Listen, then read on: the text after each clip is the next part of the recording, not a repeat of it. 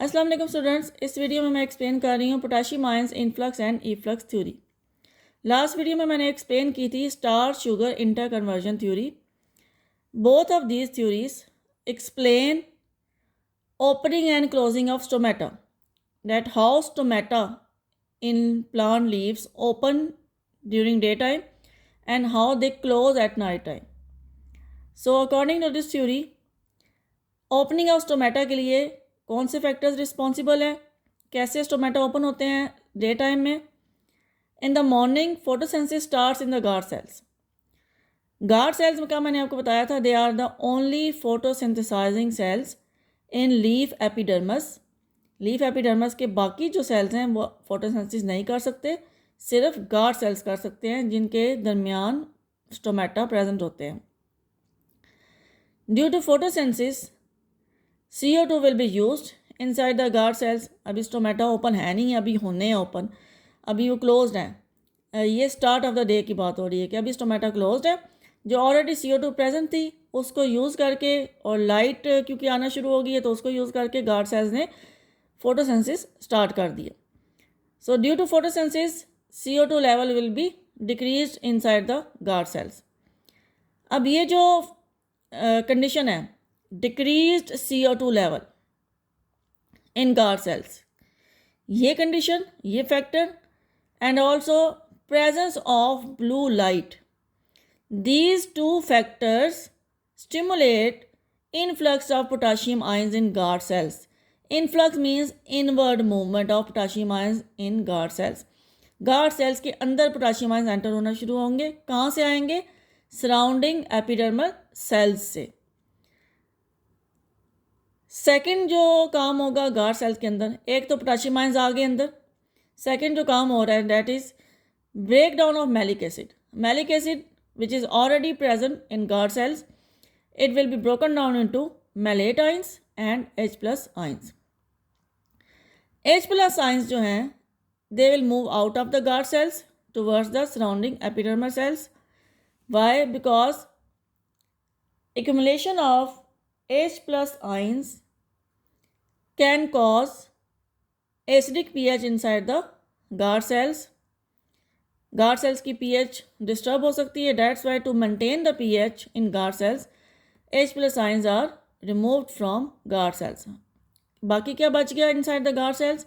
Mallet ions रह गए हैं जो कि नेगेटिव आयंस हैं, और पोटाशियम आयंस हैं जो अभी अभी सराउंडिंग एपिडर्मल सेल से एंटर हुए हैं। अब ये दोनों कंबाइन कर जाएंगे, मैलेट आयंस नेगेटिव आयंस और ये पॉजिटिव आयंस पोटाशियम आयंस, ये दोनों कंबाइन कर जाएंगे और इनकी कम्बिनेशन के बाद गार्ड सेल्स के अंदर बन जाएगा potassium malate. Potassium malate is formed in guard cells. Potassium malate is highly soluble in water. ये वाटर में डिजोल्व होकर गार्ड सेल्स के अंदर वाटर की पोटेंशियल को डिक्रीज कर देगा। Water potential inside the guard cells is decreased. Due to decreased water potential, water will enter the guard cells from surrounding epidermal cells. जैसे कि आपको पता है कि water always move from area of high concentration to low concentration. तो अभी guard cells के अंदर कंसंट्रेशन लो है, एपिडर्मल सेल्स के अंदर इसके कंपैरिजन में ज़्यादा होगी, तो वाटर एपिडर्मल सेल्स से गार्ड सेल्स के अंदर आ जाएगा।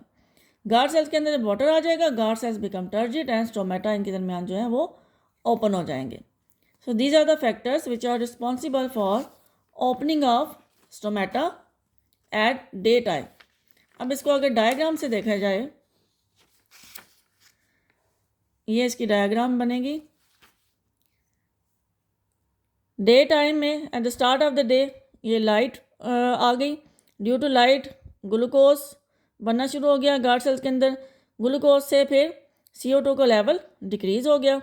अब ये जो डिक्रीज्ड CO2 का लेवल है and blue light, both of these will stimulate potassium ions influx. ये सराउंडिंग एपिडर्मल सेल्स से पोटाशियम आयंस गार्ड सेल्स के अंदर आना शुरू हो जाएंगे। सेकंड जो काम हो रहा था वो था मैलिक एसिड की ब्रेकडाउन। मैलेट आयंस और H प्लस में, H प्लस आयंस यहाँ से निकल जाएंगे, सराउंडिंग एपिडर्मल सेल्स में चले जाएंगे, बाकी बच के मैलेट आयंस। अब ये जो मैलेट आयंस बच गए हैं ये कंबाइन करेंगे इधर ये पोटाशियम आयंस के साथ। Potassium plus malate gives us potassium malate. Potassium malate जब बनेगा वाटर में डिजोल्व हो जाएगा और गार्ड सेल्स की वाटर पोटेंशियल को ये डिक्रीज़ कर देगा। अब जब ये वाटर पोटेंशियल डिक्रीज़ हो जाएगी तो ये जो सराउंडिंग एपिडर्मल सेल्स हैं यहाँ से ये वाटर गार्ड सेल्स के अंदर एंटर होना शुरू हो जाएगा, और जब यहाँ पे वाटर फिल हो जाएगा ये गार्ड सेल्स टर्जिड हो गए। इस डायग्राम में गार्ड सेल्स टर्जिड हैं। जब गार्ड सेल्स टर्जिड हो जाते हैं तो स्टोमेटा इनके दरमियान ओपन हो जाएंगे, स्टोमेटा ओपन। अब सिंगुलर को बोलते हैं stoma, stoma is the singular for stomata. So this is the opening of stomata during day time. Eight the start of the day stomata अभी क्लोज होंगे और उस वक्त ये सारे प्रोसेस गार्ड सेल्स के अंदर होंगे। इन सारे प्रोसेस के बाद अल्टीमेटली गार्ड सेल्स में क्या होगा, वाटर पोटेंशियल डिक्रीज़ होगी, तो वाटर आएगा तो गार्ड सेल्स पे टर्जिड होंगे और स्टोमेटा ओपन होंगे। ये दो पॉइंट्स जो हैं ये स्टार्च शुगर इंटरकन्वर्जन में भी हैं कि गार्ड सेल्स के अंदर वाटर पोटेंशियल डिक्रीज़ होगी, वाटर आएगा सराउंडिंग एपिडर्मल सेल्स से, तो गार्ड सेल्स टर्जिड होंगे और स्टोमेटा ओपन होंगे। बस फैक्टर्स जो हैं वो दोनों थ्योरीज में उसके पीछे डिफरेंट है, जो फैक्टर्स वाटर पोटेंशियल को डिक्रीज़ करेंगे गार्ड सेल्स के अंदर। अच्छा, उसके बाद है closing of stomata, opposite of the opening of stomata. Closing of stomata में क्या होगा, फोटोसेंसिस नाइट टाइम पे स्टॉप हो गया due to absence of light. जब फोटोसेंसिस स्टॉप हो गया तो CO2 लेवल गार्ड सेल्स के अंदर इंक्रीज़ हो जाएगा। CO2 लेवल जब इंक्रीज़ हो जाएगा तो absence of blue light and increased CO2 level, इससे क्या होगा, इससे होगा ये कि जो पोटाशियम मैलेट बना था वो ब्रेक हो जाएगा और पोटाशियम आयंस गार्ड सेल से निकलना शुरू हो जाएंगे। जो पहले एंटर हुए थे अब वो निकलना शुरू हो जाएंगे। Removal of potassium ions from guard cell is known as efflux. Efflux का मतलब होता है टू मूव आउट। तो पोटाशियम आयंस निकल के बाकी क्या रह गया, मैलेट आयंस गार्ड सेल्स के अंदर। मैलेट आयंस H+ के साथ अगेन कंबाइन करके दोबारा से मैलिक एसिड बना देंगे, क्योंकि अब ब्लू लाइट नहीं है। ब्लू लाइट की प्रेजेंस जो थी वो मैलिक एसिड को ब्रेक करती थी, ब्लू लाइट की एब्सेंस मैलिक एसिड को बनवा देगी। अब मैलिक एसिड बन गया, पोटेशियम मैलेट ख़त्म हो चुका है, तो मैलिक एसिड जो है वो वाटर पोटेंशियल को डिक्रीज़ नहीं करता, ये वाटर पोटेंशियल को इंक्रीज़ कर देगा गार्ड सेल्स के अंदर, because it is not highly soluble in water. Potassium malate तो हाईली सॉल्युबल था वाटर में, दैट्स वाई ये वाटर पोटेंशियल को गार्ड सेल्स के अंदर डिक्रीज़ कर रहा था। ये सॉल्युबल नहीं है तो ये वाटर पोटेंशियल को गार्ड सेल्स के अंदर इंक्रीज़ कर देगा। गार्ड सेल से फिर वाटर निकलना शुरू हो जाएगा towards the surrounding epidermal sales, और फिर गार्ड सेल्स बिकम फ्लैसिड, वो सुकड़ जाएंगे और उनके दरमियान जो स्टोमेटा हैं वो भी क्लोज हो जाएंगे। अब ये जो closing of stomata it is opposite of opening of stomata. Diagram से अगर इसको देखें तो नाइट टाइम पे no photosynthesis, CO2 level increases, potassium malate broken down into potassium and malate ions, potassium ions चलेंगे बाहर, this is efflux of potassium ions, ये बाहर जा रहे हैं potassium ions surrounding epidermal cells की तरफ, क्योंकि CO2 लेवल इंक्रीज हुआ है प्लस ब्लू लाइट की एब्सेंस है, both factors will cause efflux of potassium ions. बाकी क्या रह गया, malate ions. Malate ions H+ ions के साथ कंबाइन करेंगे और बन जाएगा दोबारा से मैलिक एसिड, जो कि ब्लू लाइट की प्रेजेंस में और लो CO2 में लेवल, लो CO2 के लेवल में ब्रेक हुआ था। तो अब क्या है, अब CO2 का लेवल भी ज़्यादा है और ब्लू लाइट भी नहीं है, तो ये बन जाएगा। मैलिक एसिड बन गया, पोटाशियम मैलेट ख़त्म हो चुका है। पोटाशियम मैलेट क्या करता था, वाटर पोटेंशियल को डिक्रीज़ कर रहा था।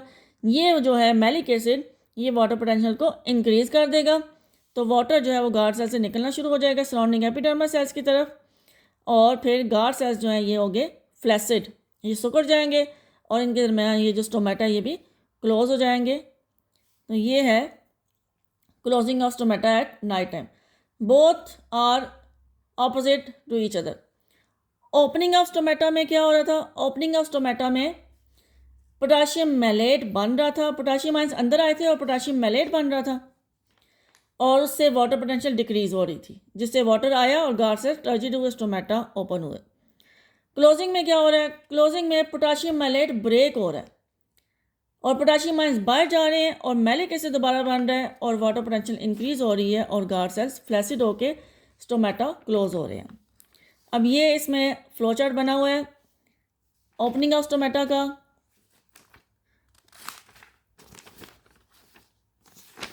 ये इसका सेकंड पार्ट, फिर यहाँ से क्लोजिंग ऑफ स्टोमेटा स्टार्ट हो रहा है और ये क्लोजिंग ऑफ स्टोमेटा का सेकंड पार्ट। इसको इस तरह से आपने नोट डाउन कर लेना है। ये भी बहुत इंपॉर्टेंट शॉर्ट क्वेश्चन है और लॉन्ग क्वेश्चन में भी आ जाता है। पैराग्राफ वाइज लिखा हुआ बुक में, आपने पैराग्राफ वाइज नहीं लिखना, आपने इस तरह से फ्लो चार्ट की फॉर्म में या इनको पॉइंट्स में भी आप कन्वर्ट कर सकते हैं। Thank you.